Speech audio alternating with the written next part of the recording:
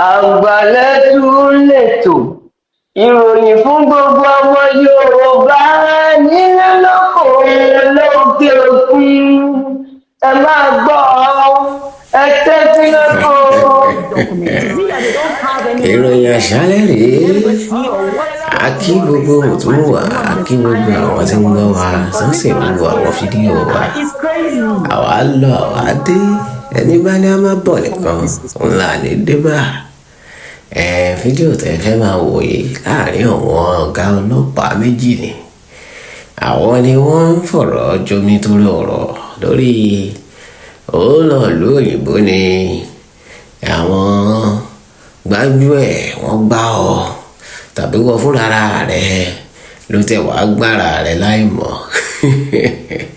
Ìwọ̀n agbára ni láì mọ̀ a mọ̀ pé gbogbo ìgbésẹ̀ tó ń gbé yẹn ìgbésẹ̀ tí ó yọ̀ ọ́ gẹ̀rẹ̀ ni.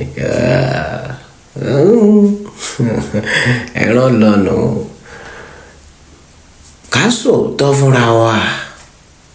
Ǹjẹ́ gbogbo àwọn ìgbésẹ̀ tá à ń gbé tá a bá fẹ́ lọ ìlú òyìnbó tá a kàn ń gbé ṣá bọ̀dá lágbájá ní kẹ́ ẹ mówó wá bọ̀dá tàmẹ̀dùn náà wọ́n bá yín ṣe bọ̀dá làkàṣìgbè sọ pé wọ́n ní òye nídìí rẹ̀ tàbí nípa rẹ̀. Wọ́n wá ń dà ọ́ sọ́tún wọ́n ń dà ọ́ sósì bóyá báyìí wá lélẹ̀ bóyá báyìí wá lọ́la. Nípasẹ̀ báyìí àwọn kan ti wọnú gbèsè àjẹmọ́lẹ̀ san o. Nípasẹ̀ wọn báyìí àwọn kan ti tira wọn sí gbèsè ayérayé, ẹlòmíì ti pàdánù ẹ̀mí rẹ̀ ó ti fi ronú para rẹ̀. Àti wáyé páàrí láàrí bàbá yọwọ́ bí ìlú ṣe rí bí nǹkan ṣe rí kí ló lọ ṣe ń bi tó ti néèyàn bí tó ti mọ̀yàn tó ti nẹ́ni tó fojú jọ. Ẹ̀tàn ní bẹ́ẹ̀ nígbà téèyàn kan tí ò tí ì jẹun kánú bá ní ọmọ wá kó wọn bẹ́ẹ̀ tó èèyàn kan ló bá bọ̀dá mi ṣe bọ̀dá mi jẹ̀lílì èèyàn kan ló bá ṣe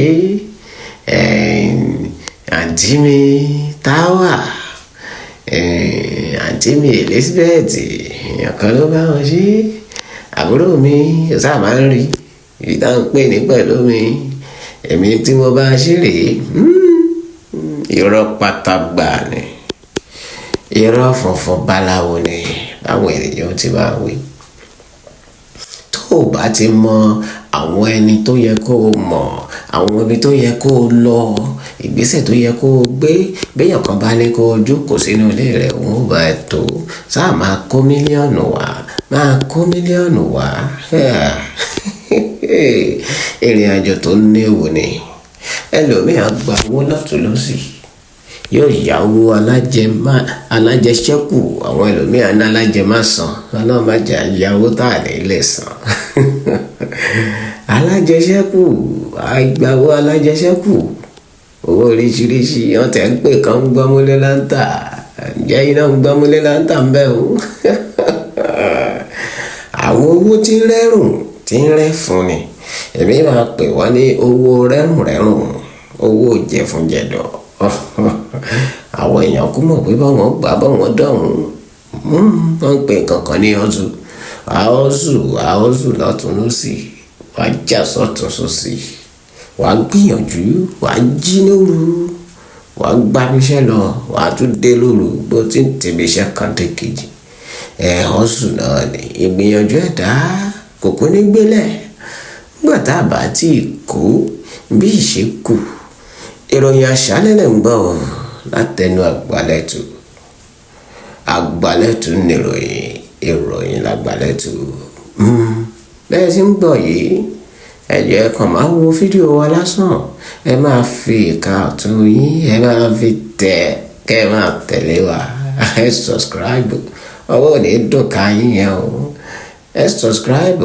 Ṣé ẹ rọ́wọ́ ọ̀gá ọlọ́pàá méjì yìí wọ́n sọ nípa àwọn àṣìṣe àwọn kùdìẹ̀kùdìẹ̀ kéékèèké táwọn èèyàn máa ń ṣe nígbà tó bá fẹ́ ṣe físà àwọn ìwé ìtráfù èyí tá à ń pè ní ìwé ìrìnrìn àjò. wọ́n sọ pé lòmíì á ní wọ́n gbá òun ni ṣùgbọ́n tá a bá wò dáadáa òun ní ń gbára rẹ̀ o òun ní ń gbára rẹ̀ èdè gẹ̀ẹ́sì ló fi ṣe fídíò yìí ṣùgbọ́n mo ti yánnàná ẹ̀ fún yín gbogbo ohun tí ń bẹ níbẹ̀ ẹ máa wo fídíò náà láìpẹ́ wọ́n á tàn fún yín ẹ tẹ́tí. The applicants? No, they are victims. Applicants are victims. Yes, sometimes there are enablers of these offenses. How? There's this matter, I can remember a couple of weeks ago, we had someone come and complain that he was scammed about 12 million naira. And when investigations began, we saw that the totality of... But you know that man who is already... nígbà tí àwọn méjèèjì ń fọ̀rọ̀ jomi toro ọ̀rọ̀ ẹ sì máa wo fídíò yìí dáadáa. Trying to apply for other people. Yes. And he got scammed. In fact, we had over 100 and something million, over 13 to 14 victims under him. Wow. So it was it was a very messy story.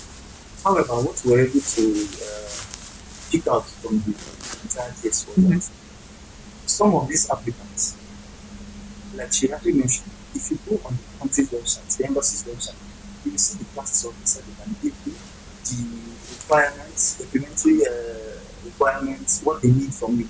And then some applicants, for instance, a country needs a certain language test, and you need to write an exam to get the certification. I do not speak that. Oh, I see where you're going. That's where the first.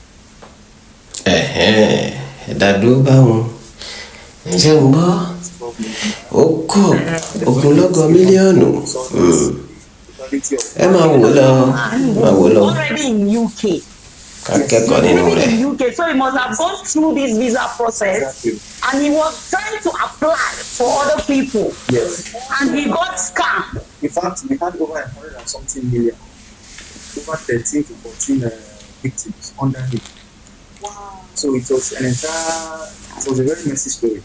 However, what we were able to pick out from the entire case was that some of these applicants, like she actually mentioned, if you go on the country's website, the embassy's website, you will see the classes officer that can give you the requirements, supplementary requirements, what they need from you. And then some applicants, for instance, a country needs a certain language test, and you need to write an exam to get the certification. I do not speak that. Oh, I see where you're going. That's where the forgery comes in. Oh, Then yeah. let you know that is it this or is it for funds? Don't worry, we have a way to arrange it. Yeah. I'll have someone load your account to some, or you do this, or you use it. So the embassy now bounces. The embassy investigates. They don't just give you visas based on what you have presented. So it's not all about those who scam now. Even you as the applicant, you are also what do we call it in police? Accomplice. In your own offense. In your own case. Yeah, exactly, man. Now when the embassy investigates and finds out that this document or this claim or this certificate is false, it's the applicant who faces the ban. Yes. The agent is nowhere to be found. The embassy now will now ban you. Yes. Not the travel agent. Yes. Some countries go as much as 10 years. Yes. Okay, that's why that video you were talking about, a lady was crying. She has been banned for 5 years. And she now said her agent misled her. And that gave her a document, told her not to worry about that document, that he can provide it, and provided her a false document. He never showed it to her, she never saw it. He uploaded it and submitted it on And forgery is how many years again?